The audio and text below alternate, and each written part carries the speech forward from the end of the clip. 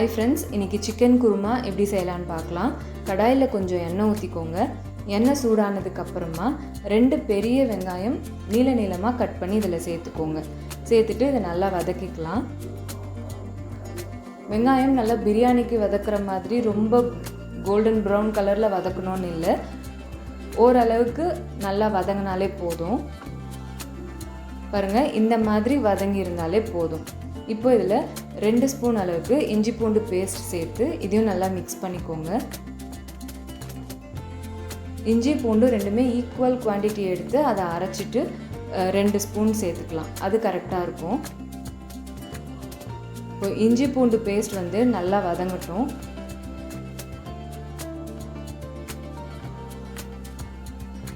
இப்போ நல்லா வதங்கினதுக்கப்புறமா இதில் 2 தக்காளி நீள நீளமாக கட் பண்ணி சேர்த்துக்கோங்க. சேர்த்துட்டு இதை நல்லா மிக்ஸ் பண்ணி விடுங்க. அந்த தக்காளியும் வெங்காயமும் ஒன்றா சேர்ந்து நல்லா வதங்கட்டும். இந்த மாதிரி நீள நீளமாக கட் பண்ணி போட்டால் வதங்குமா அப்படின்னு டவுட் வேண்டாம், நல்லாவே வதங்கிடும். சப்போஸ் உங்களுக்கு அரைச்சி ஊற்றணும் அப்படின்னா கூட நீங்கள் தக்காளியை அரைச்சி ஊற்றிக்கோங்க, உங்களோட விருப்பம்தான். இப்போ வெங்காயம் தக்காளி நல்லா ஒன்றா சேர்ந்து வதங்கினதுக்கப்புறமா இதில் காரத்துக்கு ஏற்ற மாதிரி பச்சை மிளகா, நான் 3 பச்சை மிளகா சேர்த்துருக்கேன். நான் முழுசாக அப்படியே தான் சேர்த்துருக்கேன், அந்த ஸ்லிட் பண்ணி போடல. இப்போது இதில் கருவேப்பிலை சின்ன சின்னதாக கட் பண்ண கொத்தமல்லியும் சேர்த்து நல்லா மிக்ஸ் பண்ணிக்கோங்க. இந்த டைமில் நம்ம கொத்தமல்லி போடும்போது நல்ல ஒரு ஃப்ளேவர் கொடுக்கும். இப்போ இது நல்லா ஒன்றா சேர்ந்து வதங்கட்டும்.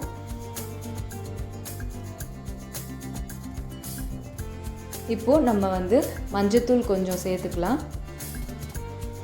பிளெயின் சில்லி பவுடர் 1.5 ஸ்பூன் சேர்த்துக்கிறேன். தனியா பவுடர் 2 ஸ்பூன் சேர்த்துக்கிறேன். இதுவே கரெக்டாக இருக்கும். சப்போஸ் நீங்கள் இந்த மாதிரி பிளெயின் சில்லி பவுடரும் தனியா பவுடரும் போட வேண்டாம் அப்படின்னு நினச்சிங்கன்னா வீட்டில் குழம்பு மிளகாய் தூள் இருந்தால் கூட நீங்கள் உங்கள் காரத்துக்கு ஏற்ற மாதிரி சேர்த்துக்கலாம், உங்களோட விருப்பம்தான். இப்போ இதை நல்லா மிக்ஸ் பண்ணி விடுங்க.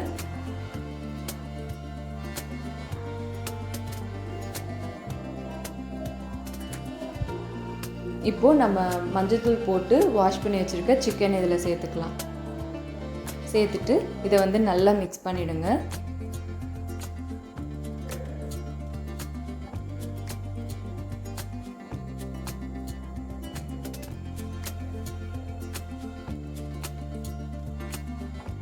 அந்த மசாலாவோட அந்த சிக்கன் நல்லா மிக்ஸ் ஆகணும், அந்த அளவுக்கு மிக்ஸ் பண்ணிவிட்டு இது கூட தேவையான அளவு உப்பு சேர்த்துக்கலாம். நான் கல் உப்பு சேர்க்குறேன். உப்பு சேர்த்துட்டு நல்லா ஒரு தடவை மிக்ஸ் பண்ணி கொடுங்க. இந்த சிக்கன் குருமா ஒரு தடவை செஞ்சு பாருங்கள். அதுக்கப்புறம் எப்போ சிக்கன் எடுத்தாலும் இதுதான் செய்யணும் அப்படின்னு உங்களுக்கே ரொம்ப ஆசையாக இருக்கும். அந்த அளவுக்கு ரொம்பவே டேஸ்ட்டாக இருக்கும். இப்போ நல்லா மிக்ஸ் பண்ணதுக்கப்புறமா இதை மூடி வச்சுருங்க. மூடி வச்சுட்டு லோ ஃப்ளேமில் வைங்க. அந்த சிக்கன்லேருந்தே தண்ணி அந்த சிக்கன் நல்லா வெந்துடும். பாருங்கள், நம்ம ஒரு சொட்டு தண்ணி கூட ஊற்றலை, ஆனால் நல்லா எவ்வளோ சிக்கன்லேருந்தே தண்ணி வந்திருக்குன்னு. இப்போது இது ஒரு தடவை நல்லா மிக்ஸ் பண்ணி விடலாம்.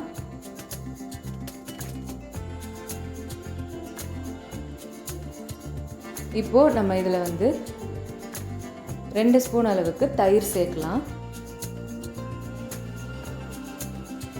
சேர்த்துட்டு இதை நல்லா மிக்ஸ் பண்ணி விடுங்க.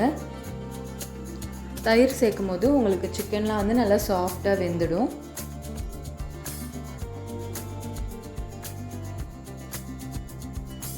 இப்போது மூடி வச்சுட்டு லோ ஃப்ளேம்லேயே வச்சுருங்க. நல்லா அந்த தயிரோட அந்த சிக்கன் நல்லாவே வேகும். இப்போது ஒரு தடவை நல்லா மிக்ஸ் பண்ணி கொடுக்கலாம்.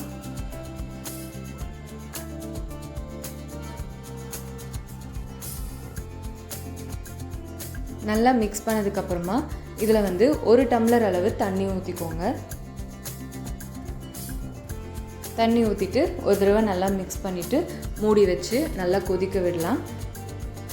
இது கொதிக்கிறதுக்குள்ளே நம்ம ஒரு பேஸ்ட் அரைக்க போகிறோம், தேங்காய் போட்டு. அதுக்கு என்னென்ன பொருள் தேவைப்படுது அப்படின்றது பார்த்து நம்ம அரைச்சி எடுத்துகிட்டு வரலாம்.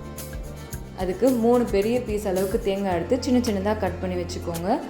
1 ஸ்பூன் சோம்பு, 1 டீஸ்பூன் கசகசா, பட்டை, கிராம்பு, ஏலக்காய், இந்த மாதிரி 2 சின்ன சின்ன பட்டை எடுத்துக்கோங்க, 3 கிராம்பு, 1 ஏலக்காய், இது போதும். 1 டேபிள் ஸ்பூன் உடைச்ச கடலை. இது எல்லாமே வந்து மிக்ஸி ஜாரில் சேர்த்துட்டு ஃபஸ்ட்டு நல்லா அரைச்சிக்கோங்க.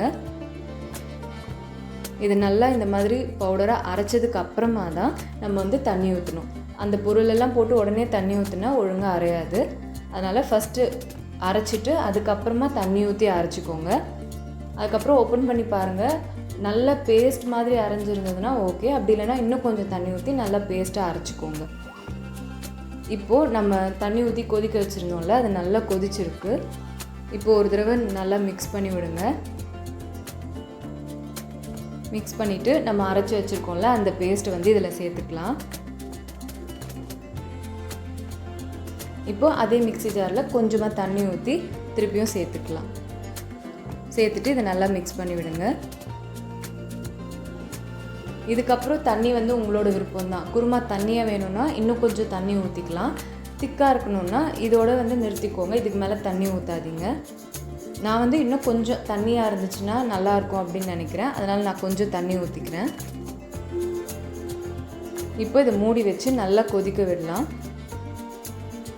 ஒரு 5 to 7 மினிட்ஸ் நல்லா கொதித்ததுக்கப்புறமா ஓப்பன் பண்ணிவிட்டு இதில் வந்து கொத்தமல்லி தூவி கலந்து விட்டு இறக்குனா நம்மளோட சிக்கன் குருமா சூப்பராக ரெடி ஆகிடும். கண்டிப்பாக நீங்கள் வீட்டில் ட்ரை பண்ணி பார்த்துட்டு எப்படி இருந்ததுன்னு கமெண்ட்ஸில் சொல்லுங்கள். இது இட்லி, தோசை, சப்பாத்தி, பரோட்டா, இடியாப்பம், ஆப்பம் இதுக்கெல்லாம் கூட நல்லாயிருக்கும். கண்டிப்பாக நீங்கள் வீட்டில் ட்ரை பண்ணி பார்த்துட்டு எப்படி இருந்தது அப்படின்னு கமெண்ட்ஸில் சொல்லுங்கள். இந்த வீடியோ உங்களுக்கு பிடிச்சிருக்கும் அப்படின்னு நினைக்கிறேன். பிடிச்சிருந்ததுன்னா லைக் பண்ணுங்கள், ஷேர் பண்ணுங்கள். சப்ஸ்கிரைப் பண்ணாதவங்கெல்லாம் மறக்காமல் சப்ஸ்கிரைப் பண்ணி சப்போர்ட் பண்ணுங்கள்.